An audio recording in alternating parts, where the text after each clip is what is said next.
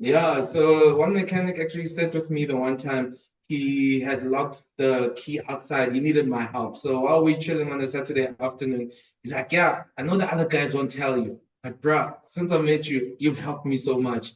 And my Amazing. wife lost his job. No, but I don't have stress. He's like, at least I know every week I got money. But the other guys won't tell you, but they must tell you. Welcome, builders, to How Would You Build It?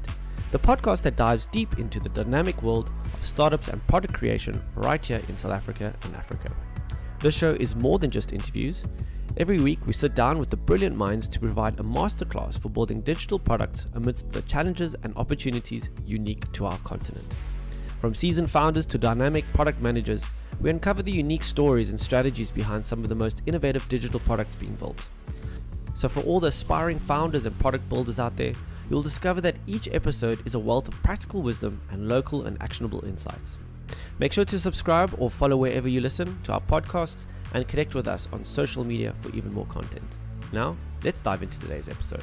Welcome, builders, to episode 66 of How Would You Build It? I'm really excited today. We've got a nice local startup founder to join us. But Renier, first and foremost, my co-host, how are you doing this afternoon? Yeah, great. Thanks, Bobby. Lucky to be here and looking forward to dive into what I think is a very creative business. And I had the honor of meeting our guest a week ago, so excited to get him on the podcast. Brilliant. Yeah, I'm excited. Lesetja, did I pronounce that okay? Lesetja, like Lesetja. the governor of the Reserve Bank. Correct, There we correct, go. correct. So better known as DP, but you clearly as powerful with money. You've got a startup. It's called Michanic. Welcome to the show. Really excited to hear your story. How are you doing? No, thank you, Bobby. Thank you for giving me this opportunity to be here and to have a chat with yourself and Renier. Perfect. Looking forward to Renier. How's that brand placement there that he's got No, on? that's perfect. This guy's done it before. He knows how it works.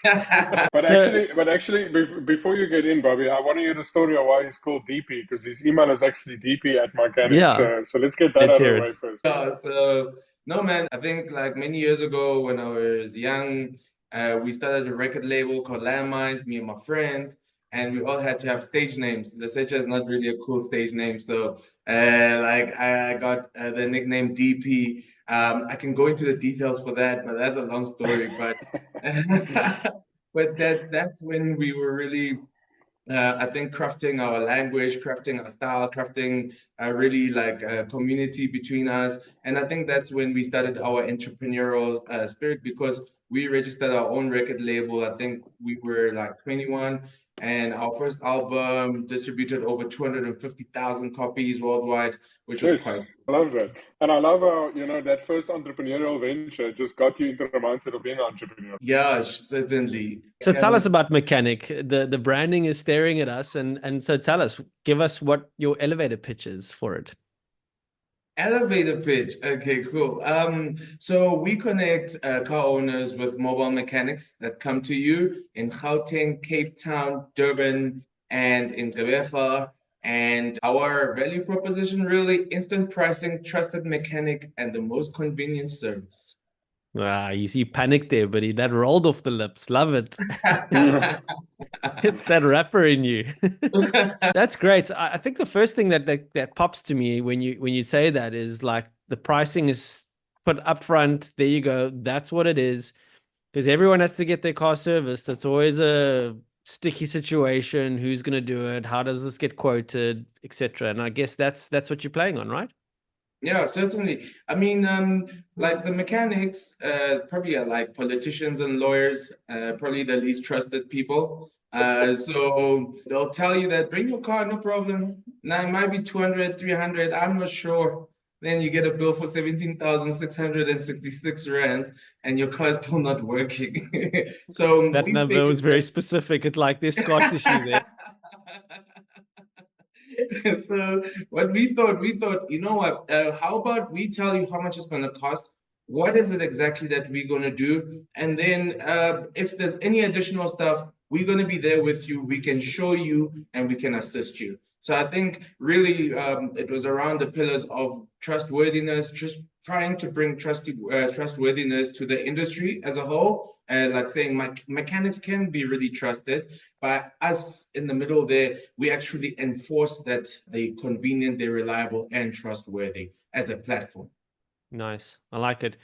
Renier, this speaks to the gig economy. We've had this on the podcast many a time. Just want to get you said we got to get DP on. What is it about DP? What is it about Mechanic that you are feeling so bullish about? Yeah, I think there's a lot of things. I think the price standardization is a big thing. I mean, I've been in a situation before where they told me I need to replace some air filter or something. I have no idea if they actually replaced anything. You know, I've got a box of an air filter in there, but it could have been someone else's air filter. Like, I have no idea because I'm not going to spend the entire day at the shop looking at what they're actually putting in and out my car. So, firstly, you know, if it's standardized and I know what I'm in for, and secondly, you know, it's done at my house, like I can actually see them replacing that thing, and know that you know something did really happen. So I like that. The other things that I like is and DB, we spoke about it last time, and I'd love for you to elaborate a bit on it. But you know, the car market in South Africa has changed a lot. And you know, when you buy a new car, they package in this maintenance plan, and you know they're going to service your cars. And I always felt those things are probably grossly overpriced because it's factored into your financing costs. So you don't see it or feel it as much. But I mean, if they overcharge a service by 100%, and you finance that over 6 years, it's probably 150% more expensive of what it should be, just because of the financing cost. So it's just ridiculously expensive. But the law changed now that's not a thing anymore. And DB, maybe you can speak a bit about that and how you guys are starting to play a big role in that space, in that area for servicing cars, maybe even newer cars. No, no, thank you for that. It's a great. I'm glad you like some of the elements of our website and, in fact, our company. And really, indeed, what we're trying to do is be those guys that can be honest. And what happened in 2021, Right to Repair was able to convince the Competition Commission to say, listen, this uncompetitive behavior with the dealerships, like selling long-term warranties just to keep the people servicing their cars with the dealership, was uncompetitive behavior.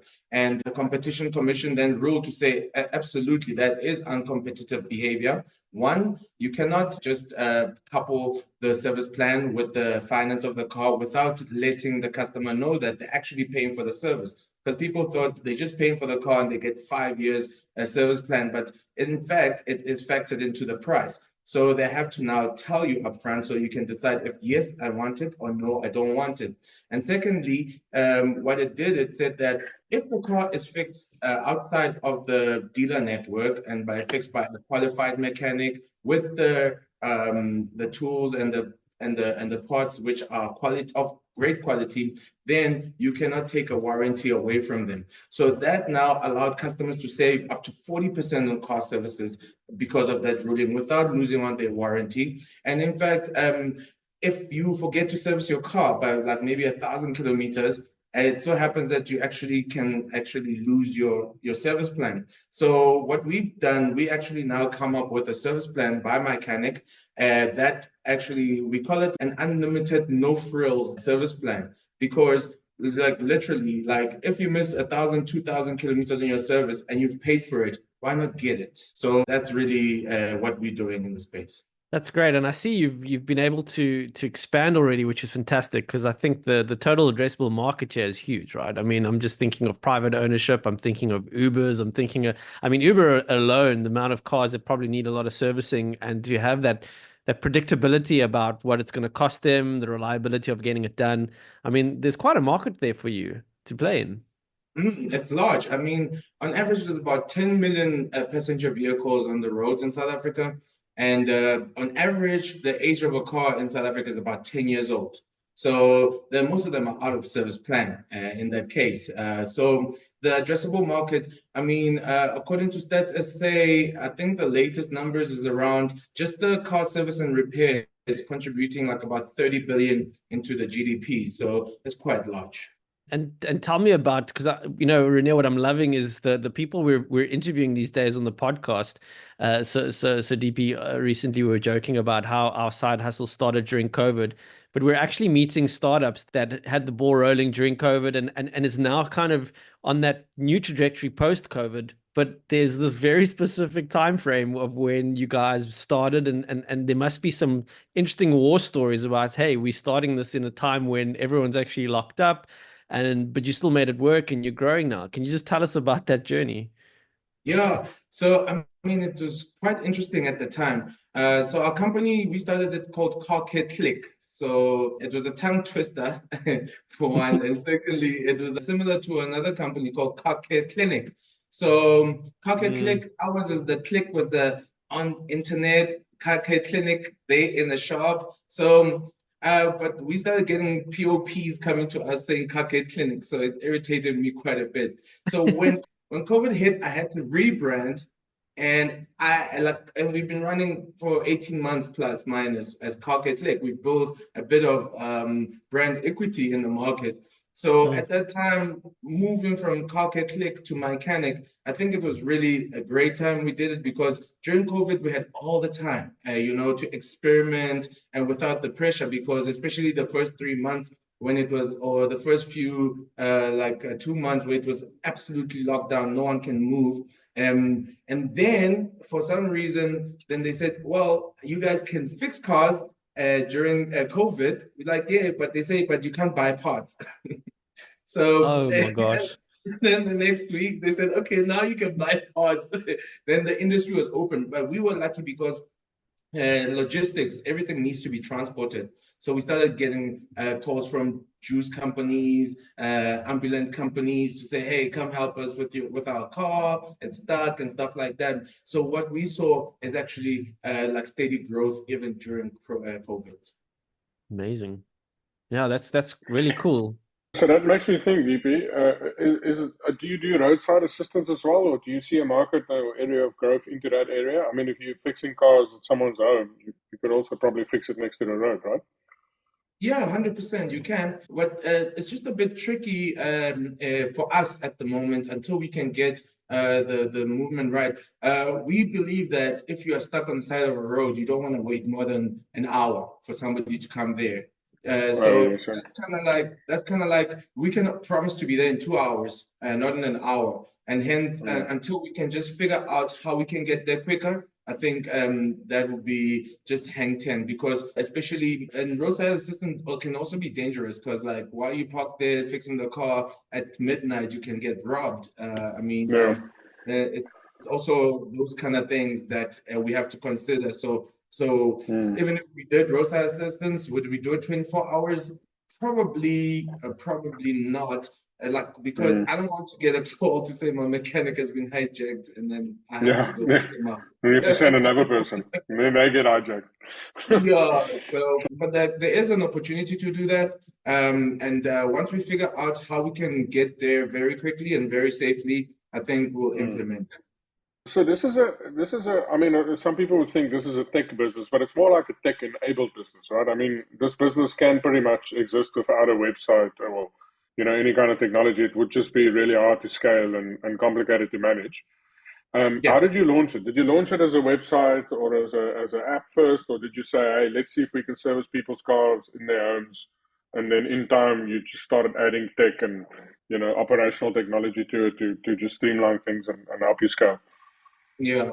So first step, we thought about it. I had my own issues with my car, and I took it to a workshop. They weren't fixing it. Took it to my house. Got somebody to come to my house to come and say, "Hey, I can help you with your car." Whilst I was watching the guy work on my car, asking him questions. Sometimes I know there's a light that comes on. What does this light do? And we had that conversation. So I found that very, very interesting. And then what I did in that case, I was like, you know what? I think there's a lot more people who could be looking for the same a similar kind of service. So what I did, I bought a $14 website. So I've got a technology background. So I always knew that I wanted an online product because I always wanted to make money while I'm sleeping. So when I got the $14 website, I think at the time Google was giving away 600 Rand credit on Google Ads if you spend 600 Rand. So I had 1,200.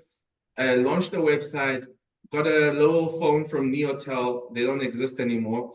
And then as soon as I launched it, I got a few calls. Hey, I need a service. My car won't start, blah, blah, blah. So now I got overwhelmed with all this manual invoices I need to put together and call the mechanic on my phone. So after I believed that we have a product that we can scale, I got a partner of mine, Tabelo Mulelu. He was a tech guy. I onboarded him onto the team. I said, listen, man, 50-50. You take 50%, I take 50%. I will definitely sell this. You just need to build it. And he was like, I'm in. And I think the rest is history. But what we knew is that we wanted to scale. We wanted to make money while we're sleeping. And we also wanted to not do anything, ideally. That's awesome. So what was the first tech built in? Is it still the same? Have you done a rewrite or what have you built in? On our website. Yeah. We're sitting on version 4 of just the platform. Version 4 of the platform is actually quite fantastic. We've introduced a lot of little, let me call them margin amplifiers. So Okay, awesome. that's quite cool. It's on the latest technology, the latest release of the technology. So we're on top of our game. So I mean, right now, I think like our manual work. I'll give you an example. So we used to have customers call us and say, no, don't come today, come tomorrow. Oh, my address has changed, etc. And now today we've built a manage my booking platform where customers can do all of that by themselves. Yeah, I love that story because as a product manager, when working in product companies that have, let's call it legacy, systems and stuff, we go so deep down a rabbit hole of a solution. Sometimes it's just about how quickly can you get something out to start learning. And you did that from the get-go. You bought that quick website, got some quick ads, very easy. I mean, I'm sure there were some nice keywords that you could use, got some people. You nailed like your first customers without having to worry about too much tech, and you were able to start learning from. I mean, that is like product management 101. How quickly can we get user feedback and actually understand what we're trying to do here? So amazing. I love it. Just on that, so that first customer, I mean, you put Google Ads out and you see someone making a booking. I mean, what was that like? Was that did you take your eyes off that dashboard to see the orders come in, or did you get any Now, work done? so one of my favorite websites was Google Analytics. I can imagine you just sitting watching this dashboard all the time, and you go, "Yes, we've made a sale." But like in the beginning, those sales were not happening like that, right? The sale happens like manually. So I still need to send the invoice. She still needs to send me the Oh, and I had POP. to EFT. Yeah, it was terrible. But then once we came out with once we built like the steps into it, when we did get our first sale, then it was like, yay. I think I have a video when we were still building. I was telling the guys, I was like, yo, we're gonna celebrate when we get our 10,000 users, and we're gonna and eventually we got to that point, but like with tenacity and really a focus on the big picture, which is really to be the first one-stop car repair platform in the country. I love it. So I have to ask, with working in gig economy, this marketplace type environments, it's very tricky to get the suppliers onto it and getting quality, so getting a good mechanic to the people, not just any mechanic to the people. So what kind of vetting, like how are you managing that process? And think about it when I ask that question for other founders that are looking at also creating a marketplace for a gig economy, something similar to Michanic.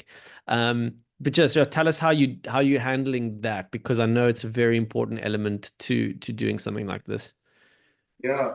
So as a basis is hire slowly, fire fast, right? So guy makes one mistake and you can see this mistake is like so rudimentary. Like, you gotta be blocked off because we're working with like large assets, customer assets, right? So we monitor our suppliers, so to speak, very, very granularly and with reviews, ratings, etc. But we also do communicate with them to say, listen, you were in this situation, what happened, how did it unfold, and then we break it down. But one thing we don't compromise on is like you must have at least 5 years experience. Number two, you must be a registered mechanic. You have to have your trade certificate, right? Number three, you have to have contactable references. You must not have a criminal record. And then you must have a car and all the tools required to make your job easy and safe at the customer's premises. Mm. And do you have any insurance in place? Because sweeps out, we had to think about things like that. So in this example, people had to go into other, the supplies went into people's homes. A lot that can happen during that time. If somebody doesn't fix the car correctly, is there protection? How are you dealing with that risk? Yeah, so we have a warranty. The first one, we have a 6 month, 6,000 kilometer warranty, which the mechanics are carrying it over. So we'll be able, if you still have the same issue within that period, we'll come and resolve it at no extra cost.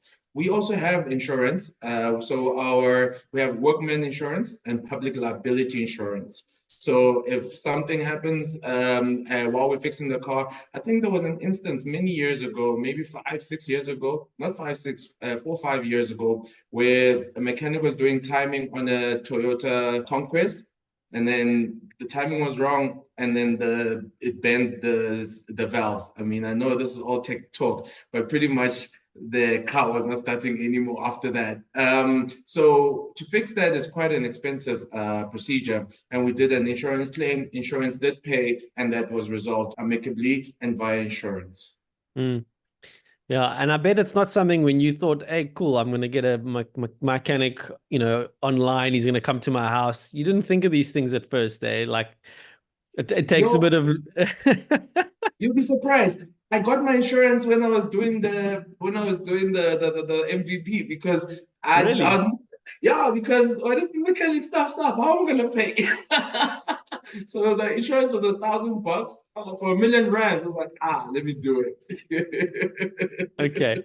Because these are the things that a lot of people don't think about when they start something like this, right? They have this a beautiful idea, they get that first client, and then the school fees start coming through, right? So I'm Yeah. sure you've got some school fees that you've had along the way. Is there something you can share Oh, with us? definitely. Some you don't want to share, right?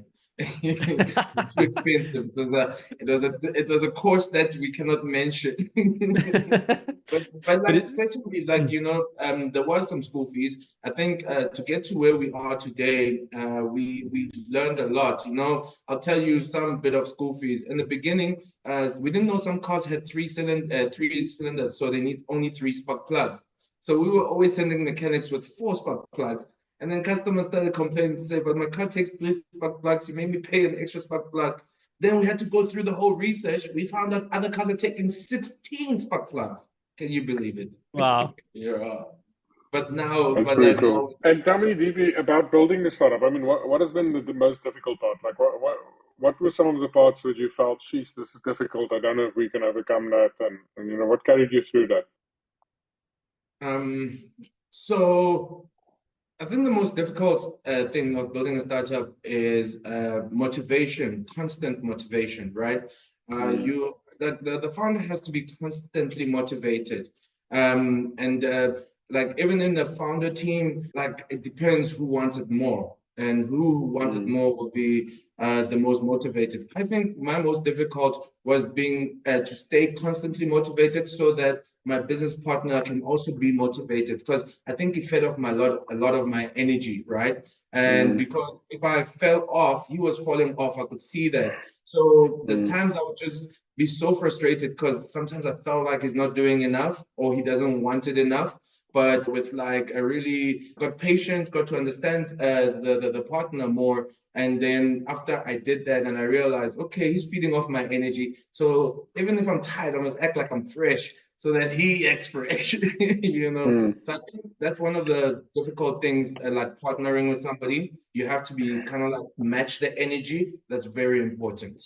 Mm. I think that's a great point, but also, for your own sanity, because I mean, when you're building a startup, and I mean, we've mentioned it many times before, Bobby, but the startup is default dead. Like the famous quote by Paul Graham. The thing is dead that you're working on. So you're Mm. trying to bring this thing to life. So if you do nothing, it dies.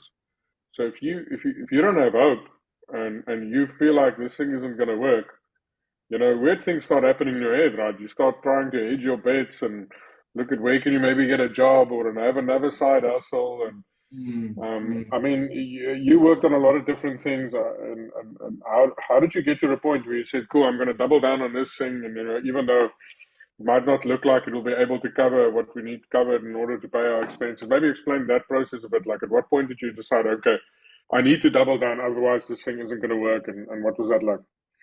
Yeah, that's a great question. And Ash, that takes me back to thinking really, because at the time when I said I'm going through with this, I was consulting at an agency, and had started like small startups and like a platform. I started building it. Along the way. I said, it's not gonna work. What you're just saying now. Then I quit. Then I tried something else.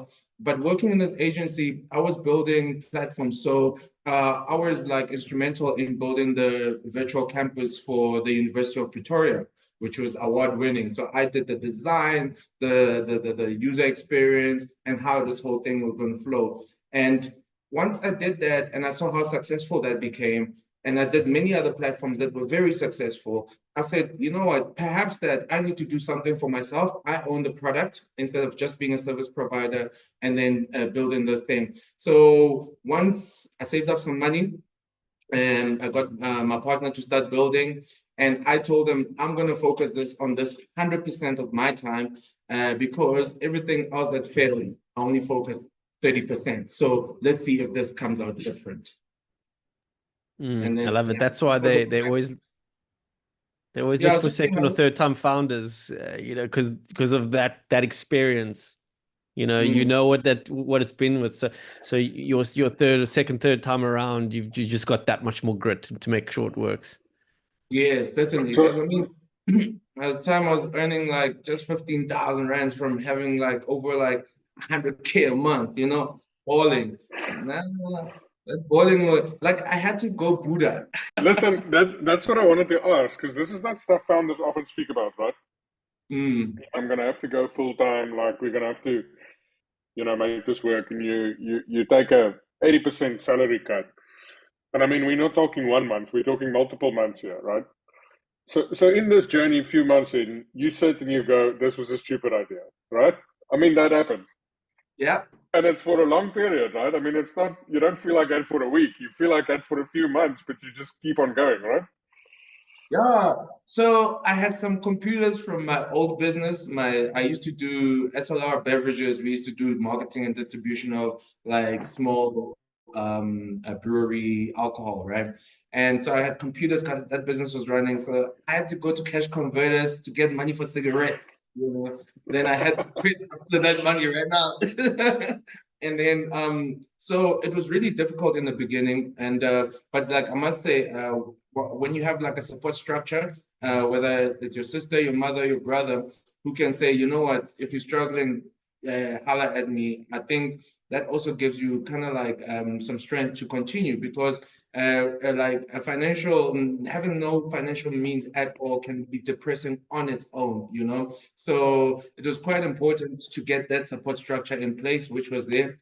I mean, albeit it was not like millions and millions of rands, but that extra 2,000 here, 1,000 rand here allowed me to continue until I started making enough revenue to at least cover my expenses, because that was the most important thing, just my expenses. And so on your journey to not having to do anything, you're now across the country. Are you still having to be hands-on and do a lot? Because, expanding to different cities, we've had it on this podcast before. It's not that easy, right? Especially when it's not a full SaaS, it's a tech enabled, as Renier said earlier. So can you just tell us about how that experience of expanding into new cities? Because it's tough, right?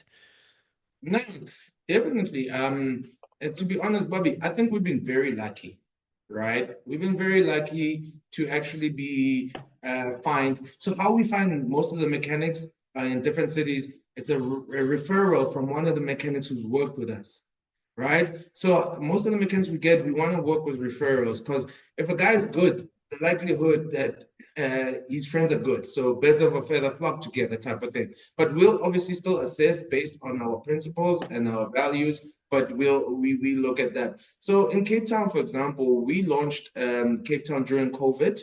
Uh, and we did the interviews via Zoom. And I mean, Cape Town is now the fastest growing city in our platform, you know. Um, KZN, we launched it recently and it's picking up. I don't know, man, we're very lucky that we get like really honest and really diligent mechanics. And moving into new regions, etc., is like it's difficult because to start the market. So to Mm. start getting the market actually Chicken and buying, egg. yes, it's very difficult. So that's why we will always start in a region with one mechanic or two. Because if you go 10 mechanics and you only have 3 jobs, the other guys are gonna fall off anyway because they're not Mm. making money. There's no value for them in the platform. So if you get one guy, you give him 2 jobs a week, then the next week he sees 3, then the other week he sees 6. He says, "Ah, man, this thing is flying and it's growing." Then they start now Mm. getting more invigorated and Uh, want to guys. but I think that's actually a very important thing as well, which is not that obvious, right? These guys are normally not great at marketing. They're not good at admin or dealing with customers. And now you're saying, let me outsource all of that stuff. We'll get you customers. We'll do all of the admin, and then you just go and do what you're good at, which is fixing the cars. And that's really what we say. We say, we'll do what we do. We'll get you customers. You just have to be nice Yeah. to them and do the best that you can. And if you can maintain 5 stars all the time, they're going to keep coming back. And then that's what we're Mm. really aiming for. We want when we go there for the first time, this guy must never go anywhere else. Yeah. Tell me, DP, you mentioned to me that you took on some investment as the journey went along. What maybe share a bit? What was that like? What's it like having other shareholders, and what's the journey of Yeah. I know your shareholders are, but maybe share who they are, and what's the journey been like to be? So yeah, working my investors as I'll always say, and you'll hear me say this a lot, we were quite lucky, you know. So Presidium Capital, Michael Beamish has become a great mentor and friend to myself. And what Mike did, he helps us build what we're building, and he doesn't really get too involved. I think he's given us his full confidence to say that you will achieve this. And then he has not been disappointed because every time we provide the growth matrix and it's always on the right trajectory. So dealing with them, they've been very supportive. We have had lots of instances whereby we were supported by them in like acquiring more investors, like such as MultiChoice Innovation Fund, who invested in us in 2 years ago. So working with those kind of guys, they sometimes supply some mentors, supply some additional technical support, which has been actually very helpful. However, the one challenge we find is that we work in a highly technical environment, which is car repairs. Not many people know about cars, so we don't find a lot of value from like on the technical side of things, but maybe from a market access side of things, we do find some value. And tell me, did you guys go and look for investment, or did it just come about? Someone heard about you, and that happened, or did you actually actively go out, send your deck to people, say you're looking to raise funding to do X, Y, Z, or how did it come about? Yeah. So it was like we actually had to go out and find it. So maybe this is a story I must tell. I think I should be proud of it. So the AA, I went to the AA maybe in 2019 or something, and I spoke to them. We actually started talking, and the transaction was unfolding but we could not agree on the valuation and stuff like that. That gave us really faith to say that we might have something that we can put out to the market. And then we actively went to the market to say, hey, this is a product we have. So I think in 2017, we were on the Google Launchpad. We were selected as one of the companies with like the likes of Dropper and other companies. And during that time, I met a guy called Michael, yeah, I forgot his name, but Michael, he said, the minute you make 20 rands with this platform, I will invest in you. So when we made our first 6,000 rand, I gave him a call. I was like, hey, I've made 20 rands on my platform. He's like, well, it's still too green. I can't invest right now, but I can introduce you some people. And then really, once those introductions came, that's how we were able to get where we are today in terms of raising funds. Okay. And what did you Congratulations. use your funds for first, right? I mean, you've got a tech-enabled business, but you've also got a operational business. So the funding comes in, what's the first thing you spent it on? Oh, so the first thing we spent it on was laptops. So we got laptops for the team. I want a shiny one. No, secondhand laptops from Is it? Rentworks. Yeah, nah, we got Oh, second. you bought your computers back from Cash Crusaders. Yeah. No, those were Pentium 4, so it was fine. So yeah, that was the first thing, laptops, and then hired 2 people that are going to help me with the calls and stuff like that. And what I did, I think, very well was to sell the vision of the business and where we're going together as a team. And that way we all were able to take like not a lot of money off the table in the beginning. So they were earning little, but like I think the fact that they knew that they're part of a bigger thing and working together with me, they stuck around. I think they still work here, the same guys. Employee number 2 and employee number 3 are still here. So that's Awesome. quite encouraging. Nice. And that's what we got. I mean, we just needed to buy advertising, do a lot of development, pay the guys at the end of the month, and make sure that luckily we were staying rent free because my friends at Thought Corp at the time, the business I was like helping with the consulting, they said, well, we can use the office space at no cost. So that assisted us a lot because we didn't have to pay for That's awesome. internet, for space. We didn't even have to pay for coffee. That was nice. Just cigarettes. Nice. And how big is your team now? So now the team has grown from like just a few to now there's 13 of us now in total. Nice. So Brilliant. there's like 13 of us right now in different departments. Mm. And how many mechanics do you have that service on the platform? Across the platform in total, my gross mechanics that I have on the platform, I have 118 mechanics on my platform right now, with 34 active, like full-time active. Awesome. Other ones are like just like contractors, because some guys have full-time jobs Monday to Friday, so they'll open their app on a weekend to receive some additional income. Nice. Side hustle hashtag. Yes. So I just want to circle back to a topic we were talking about earlier, but I understand pricing. So when we spoke about the different cities that you've expanded in, I can imagine that, you know, a very experienced mechanic probably wants a higher price for quality service. How are you handling pricing when pricing is a very transparent thing on your platform? So mechanics are highly skilled. And the first thing I ask mechanics all the time when they get on board, I'm like, how much are you making per hour? Right? And then they'll tell me, I make 350. Me, I make 450. The most I've heard is like $500 an hour, right? They're willing to work for $500 an hour. So what I've done my pricing in such a way that I can at least give mechanics like enough money for them and enough jobs for them to feel like they're earning enough. I'll give you the highest paid mechanic on a weekly basis can earn up to 12,000 rand a week, right? And that's not even on a full-time job. And average that we pay out on a weekly basis is 6,700 rands. Sure. Nice. That's awesome. Empowering people, man. I love it. These are the kind of things we need in South Africa. Entrepreneurs, because in essence, you're creating entrepreneurs out of them, right? They're going to service their own people. They're going to make sure they keep a good reputation. They do a good job.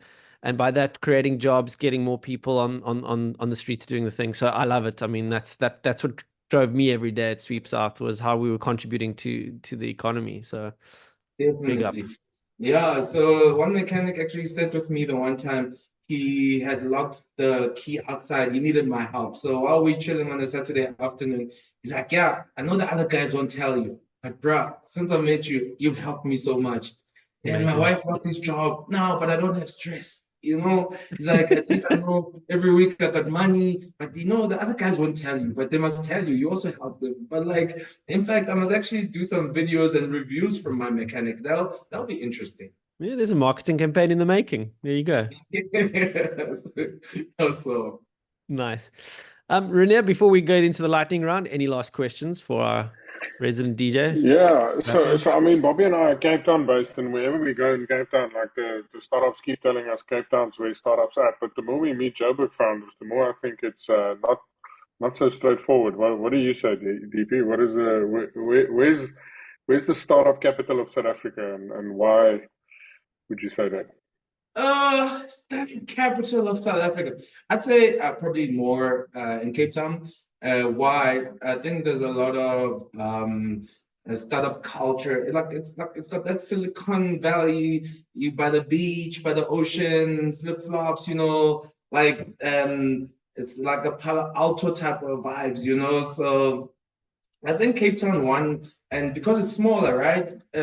Joburg is quite big, so I think because Cape Town is also smaller, like people get to like bump into each other, like at Network. the popular places around there in Cape Town. So, but to be honest with you, like. Joburg, there's no startup, like there is some startup culture, but I don't know of these events. I've tried to avoid these events because most of the time, you end up like talking a lot with a lot of people, but nothing comes out of it. So I always feel like discouraged in that way. So, but like I always wanted to move to Cape Town to actually for my startup. I thought maybe moving to Cape Town might help me somehow, some way to even meet the right people. All the VCs are there, so you might bump into like important people in Cape Town, but like I couldn't move there because I don't think I'd be able to handle your winters. Freezing. Your winters are always in the news. No ways. We literally just got out of the news again. Yeah, but I mean, in terms of the startup culture, I think Cape Town is probably the capital. Okay, interesting. Cool. DP, we're going to go into a lightning round where we ask a few questions that you can't think too long about. You have to think of the first thing that comes to your mind and give it to us. All right, are you ready? It's not Improvise. hard, don't Okay. worry. Okay, so the first thing is, can you recommend a book that you've read that you feel another founder should read? Yeah, the man who sold his Ferrari. What is the monk who sold his Ferrari? Yes, I Okay, love that yeah. book. I always wanted to be the monk who bought a Ferrari, though. Okay, that's a new one. I like it. I've actually got it on my bookshelf. I never read it. Maybe I should read it. Awesome, nice book. Cool. And a piece of advice, right? So something that you've learned growing Michanic and all your other previous ventures. What piece of advice would you like to give to the next founder following your footsteps? The secret of getting ahead is getting started. Mark Twain. Okay, I love it. What habit have you got that you feel attributes to your success? Something you do every day? Like make sure that out of my list of 10 tasks, at least do some, then it will actually take it forward. Better to do two than to do none. Have a to-do list. I love the honesty. Do like And 40% of it at least.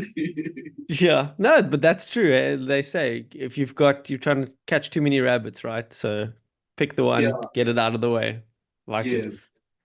And then I'm just curious, it's not really a lightning question, but just where do you think your entrepreneurial spirit comes from? Like where did you get it from? Your family, what kind of drives you to be that entrepreneur? Where does the spirit come from? You've clearly got a number of things that you've done since, studying days. Yeah. So I think I got it from my family. So we grew up like quite poor at my house. So to get like lunch money, my mother used to buy like a packet of sweets at like Lesetja, so the Indian shops, they could sell sweets. And then I could sell them at school. And then I could use the profits to buy myself lunch. And that's really how it started. And in fact, my sister was also got her own like packet of sweets, but she couldn't sell anything. So my mother, as she said, I grabbed them from her. I said, just bring those fish to me and I'll sell everything. And then I think since then, I always like, was fascinated with selling. Okay. Sales Mhm. 101, eh? Start with Yeah. sweets in school. Sweets in school, man. I did it as well. First Yeah, but pops like, out of my school bag. Made it clean. yeah, sweets and you just sell chocolates, whatever. Hey, man, Yeah. I got some crap. Would you like some? And that's where we call it for today's episode. Yeah. But Cheers, DP, it bro. was great having you on. Great to hear your story. I love these kind of stories because, like I said, it builds entrepreneurs. It helps the economy. We need to get them more onto the streets, build the economy, and get people working. So I love it. Keep up the good work, and we'll be looking forward to seeing your story grow. Thank you so much. Thank you for the opportunity, and thank you for like, I mean, you guys are awesome, man. Thank you, Renee. And like, this is great. Thank you so much.